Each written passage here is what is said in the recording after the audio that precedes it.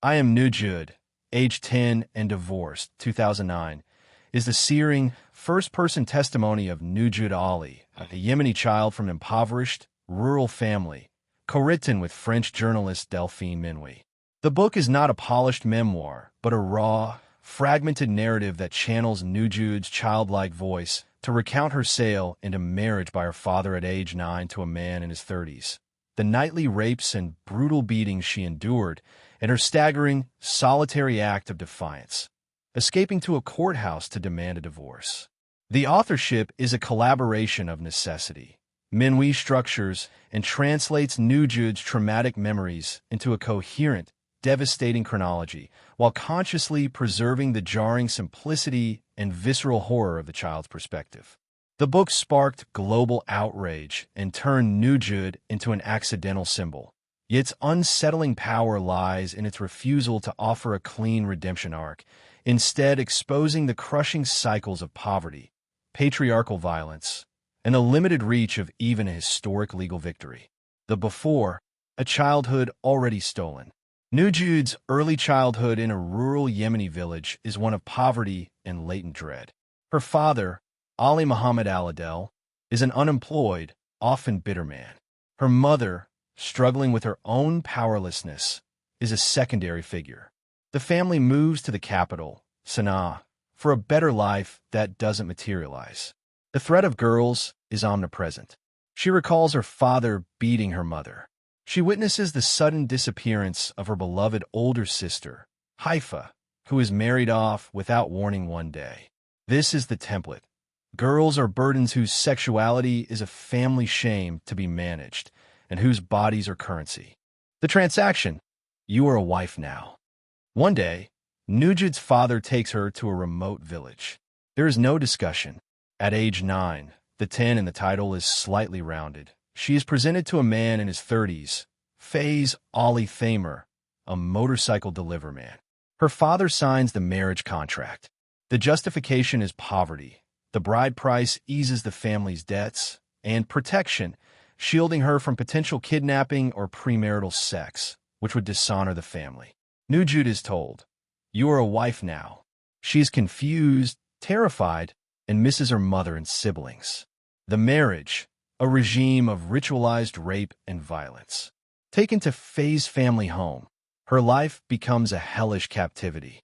On the first night, she is forced to share a bed with him. He rapes her. The description is not clinical but fragmented. A child's memory of pain, pressure begging him to stop, and the shock of seeing blood. This repeats nightly. By day, she is a domestic slave to her mother-in-law, beaten for minor mistakes, forbidden from leaving the house or going to school. Faiz beats her routinely, with his hands with sticks. He tells her this is her life. Her body becomes a site of constant pain, vaginal tearing, bruises, exhaustion. She thinks of herself as broken, dirty. The spark, a glimpse of a different world. During a rare visit to her family in Sana'a, something shifts. She sees her old school, her classmates in uniforms. She listens to a radio show where a woman lawyer speaks about women's rights. A primal, stubborn idea forms, "I want a divorce." When she whispers this to her mother and father, they are horrified. Her father slaps her. Her mother, trapped by her own conditioning, tells her to be patient, that this is her fate. They send her back to her rapist. The escape, a child's audacious gamble. Back in Faye's clutches, Nujood realizes no adult will save her. With a few coins saved, she plots. One morning, tasked with buying bread, she instead asks a taxi driver to take her to the courthouse. She doesn't know what a courthouse looks like, only that it's where judges are.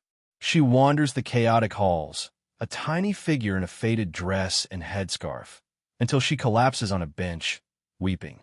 The courtroom. "I want to talk to the judge." Her raw, persistent plea eventually gets her before a judge, Muhammad al-Ghazi. He is initially amused, then stunned, as this child tells him, in simple terms, that her husband does things to her at night, that he beats her, that she wants to go to school. She shows him her bruises. Judge al-Ghazi sees the truth. He places her in the protection of his family for the night. a stark contrast to the violence she's known.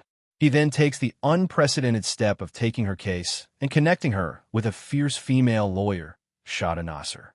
The fight, a tool in adult battles.